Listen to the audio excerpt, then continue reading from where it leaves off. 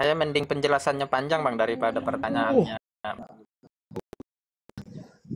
Punyanya jenengan panjang apa pendek ini? Apaan tuh, Gus? Penjelasannya. Ya gimana, udah lancar? Belum live. Oke, Tapi saya ngopi bentar dulu lah. Ya. Iyalah, gak apa-apa lah, ya adalah. Yang ini Gus yang nanya Gus Romli itu yang saya bilang tuh. Itu tobatnya. Hanya kemarin Gus Romli mana ya? Assalamualaikum warahmatullahi ta'ala wabarakatuh.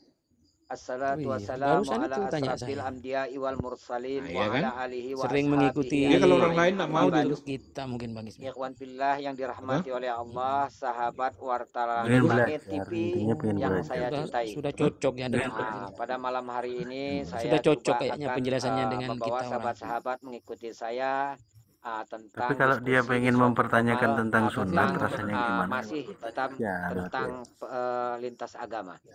Mbak Sofi naik, Mbak Sofi sini lo ngobrol santai Mbak Sofi. Mbak Sofi, suaranya enak ini, mesti cantik dan enak ini.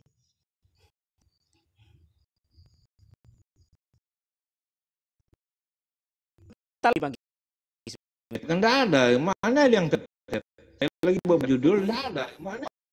Saya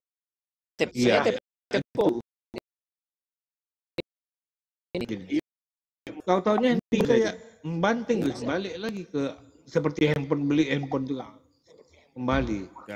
Sudah tekan tiktok. Ini saya tap ini. Assalamualaikum warahmatullahi wabarakatuh. Shalatu wassalamu ala mursalin wa ashabihi ajmain. Allahumma shalli ala sayyidina Muhammadin. Keluar apa barusan kayak wasallam. Ikhwan fillah yang dirahmati oleh Allah, kita pada malam hari ini coba untuk berdialog dan berdiskusi tentang lintas agama. Pintu tobat. Yang mana pada malam hari dari mulai ini ya? Pintu tobat untuk bertanya tentang keislaman. Gak apa, sudah ngomong aja lah. Oke, lanjut. Terima kasih. Lalu diam. Sudah Gus, sudah Bang, pintu tobat sudah. Coba diulang lagi pertanyaannya. Diulang lagi pertanyaannya. 3, 2, 1. Ya, jadi sebenarnya di Islam itu boleh keluar dari Islam atau tidak boleh? Gus Romli. Tidak boleh. Ada paksaan. Tidak boleh kalau keluar dari Islam. Jadi yang dimaksud la ikraha fiddin itu bagi orang yang belum beragama Islam itu setelah kita mendakwai, menyampaikan ajaran Islam itu tidak boleh dipaksa. Itu. Tapi kalau orang yang sudah Islam terus murtad itu yang dihukum itu pengkhianatannya. Ya, bukan hanya karena murtadnya. Tetapi karena pengkhianatannya itu. Kan dianggap mengkhianati janjinya sendiri kepada Allah dan Rasulullah itu yang dihukumi dengan yaitu dibun-bun. Tetapi itu karena kita ini dalam kenyataannya hidup di negara Kesatuan Republik Indonesia, maka kita tunduk patuh kepada hukum yang berlaku di negara kita. Itu maksudnya, paham kan? Ya, siap. Lanjut. Jadi kalau Romli sendiri enggak hukuman gitu, hukuman pancung gitu. Ya memang setuju. Tetapi pelaksanaan di Indonesia ada ayat lain yang mengatakan atiullah wa atiur rasul wa ulil amri minkum. Itu kan ayat Quran juga. Jadi ketika kita patuh kepada pemerintahan yang syah negara Republik Indonesia itu patuh juga kepada ulul amri. Sama kan? Jadi pelaksanaan hukum itu tergantung apa yang diberi wewenang oleh negara kita, gitu maksudnya Bang siapa ini? Bang pintu taubat telah terbuka gitu. Ya sampai kan gini Gus, watiullah wati Rasul tuh bahwa yang mengatakan tuh Allah gitu Gus. Allah yang mengatakan, benar Bang Ismet itu. Iya, Yang mengatakan itu Allah. Allah juga. Jadi taat pada Allah, kata Allah, lalu taat pada Rasul, lalu taat pada pemerintah, pemimpin atau pemerintah, pemerintahan yang sah gitu loh. Nah, kan tahu kalau gitu Gus. Ya bagus itu Bang Ismet, bagus Bang Ismet, bagus. Gitu Bang Pintu, taubat. Kenapa hukumannya itu di akhirat saja gitu? Hukumnya di dunia. Bukankah di dunia itu kita bebas memilih gitu? Ya, kalau sudah dihukum di dunia itu ya, itu nanti di akhirat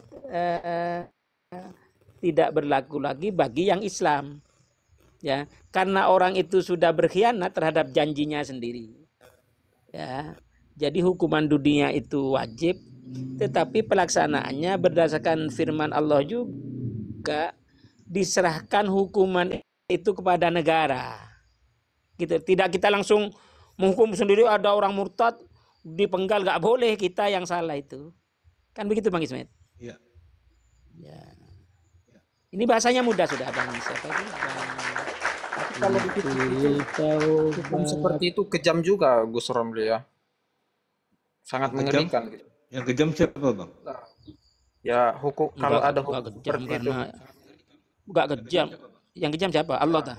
Kalau ada hukum seperti enggak. Ya bukan. Kalau ada kenapa dia berkhianat? Iya kan? Ya kalau ada hukum. Iya. Mengapa dia berkhianat? Kalau berkhianat artinya ya hukumannya setimpal. Terhadap orang pengkhianat itu ya dihukum itu sudah. Bukan kejam. Dalam konteks apa nih? Kalau dia tidak berkhianat dia gak dihukum. Soalnya kan bisa jadi dia keluar karena menemukan agama yang baru gitu, memiliki pemikiran yang baru. Itu kan hal yang tidak bisa dipaksakan juga. Bukan begitu. Yang tidak boleh dipaksakan bagi orang yang belum masuk Islam. Kalau sudah masuk Islam itu kan sudah artinya melakukan perjanjian. Syahadat kan perjanjian. Sama seperti sampean. Sampean berjanji. Saya berjanji saya akan melunasi pinjaman saya kepada Bank Rakyat Indonesia gitu loh. Kan sudah berjanji sampean. Kalau sampean mengingkari janji tidak melunasi pinjaman 500 juta misalnya, ya sampean disita rumahnya karena sampean ingkar janji. Sama dengan orang sudah Islam itu, syahadat itu kan berjanji sampai mati. Ketika dia mengingkari janji, ya sama dengan sampean dia apa ingkar janjinya itu yang dihukum. Kalau sampean tidak bayar 500 juta, diambil tanahnya. Kalau ini mengingkari janji terhadap Tuhan dan Rasulullah, diambil nyawanya. Kan begitu, sama kan? Enak kan bahasanya ya? Ya kan? Tapi kan nyawa seseorang itu yang bisa berhak mencabut kan Tuhan gitu ya. Kenapa manusia juga boleh membun-bun gitu ya? Lah ya itu hukum itu kan dari Allah. Hukum itu dari Allah. Mungkin ya gini, kan? saya tambahkan ya, kenyataannya kan tidak begitu kan, Bang? Kenyataannya. Kenyataannya. Iya kan? Nah, itu, Bang.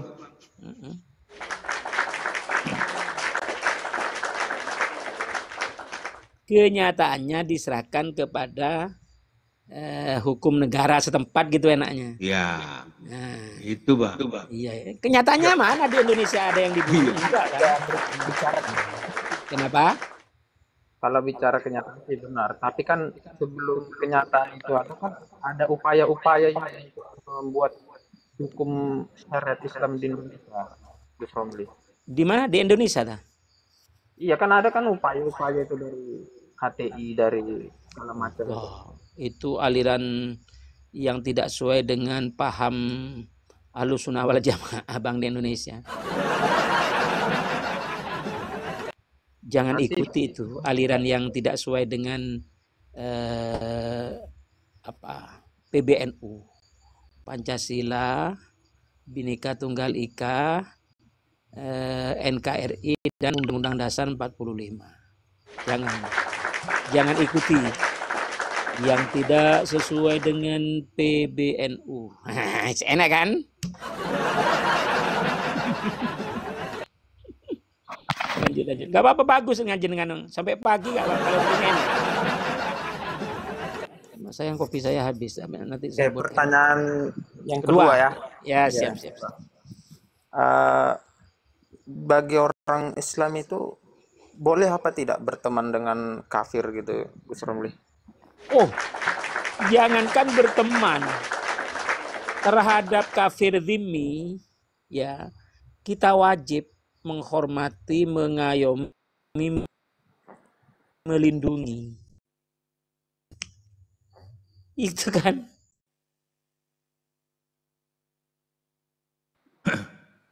Gitu Bang. Barang siapa yang membunuh kafir itu surga. Itu hadis itu dari baginda Nabi. Sip kan?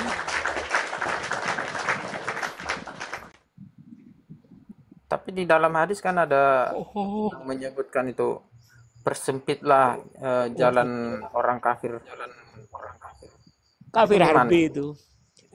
Kafir harbi yang sampean maksud. Kafir harbi. Kafir yang ngajak perang. Baik ngajak perang secara fisik, pakai pedang, pakai dodor, pakai nuklir, maupun yang ngajak perang secara pemikiran. Usul fikr namanya. Kayak dialog begini. Kalau dia tidak berdasarkan data, bukan panjenengan loh. Kalau dia tidak berdasarkan data, lalu ada nada menghujat, itu ngajak perang secara pemikiran. Usul fikr. Ya kita perangi juga. Tapi yang hadis saya maksud ini nggak ada yang kayak Gus Romli bilang gitu. Maksudnya itu kafir harbi, Bang. Dijelaskan oleh hadis yang lain. Jadi kafir itu ya. Kafir itu ada kafir harbi. Itu yang kita perangi berdasarkan Quran surat At-Taubah ayat 36. Ya, umat Islam itu memerangi kafir harbi atau orang musyrikin sebab mereka memulai memerangi kami. Itu kan. Jadi kafir harbi saja karena memulai ngajak berperang baik secara fisik maupun secara pemikiran, itu yang kita lawan. Untuk kafir mustakman, kafir muahad, kafir dhimmi wajib kita hormati, wajib kita lindungi. Gitu kan. Itu hadisnya. Dari hadis ke hadis itu nama hadis dijelaskan oleh hadis. Sip.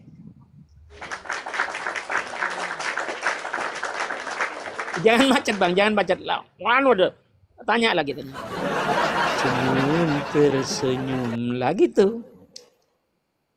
Jadi intinya boleh gitu ya, Bang. Kalau kau bertemu dengan sesama. Jadi intinya boleh. Intinya gini Bang. Yang mana? Kalau yang boleh orang non muslim itu ngajak perang, betul yang kata Bang, dipersempit jalannya. Kafir itu ada gitu. 4. Gitu. Tetapi kalau orang tuh baik, ya tetap kita harus berbuat baik sama mereka, gitu Bang. Lanjut.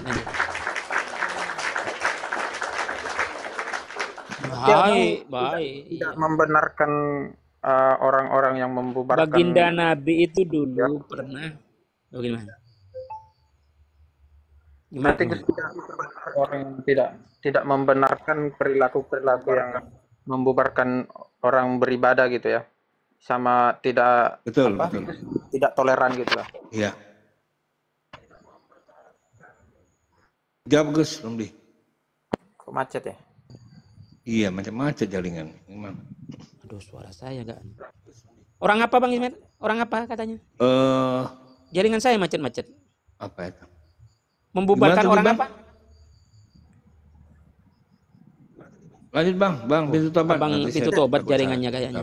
Macet, enggak kedengaran suara Gus Romli. Iya, coba Bang ulang lagi pertanyaannya Bang. Coba. Ya, sekarang didengar. Nah.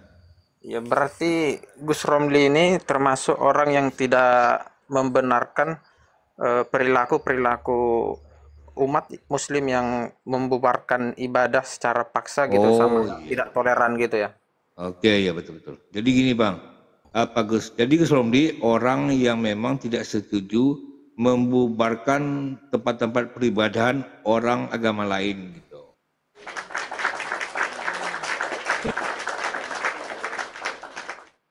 Gus Romli. Aduh jaringan Gus Romli ini. Iya. Nggak boleh, nggak boleh.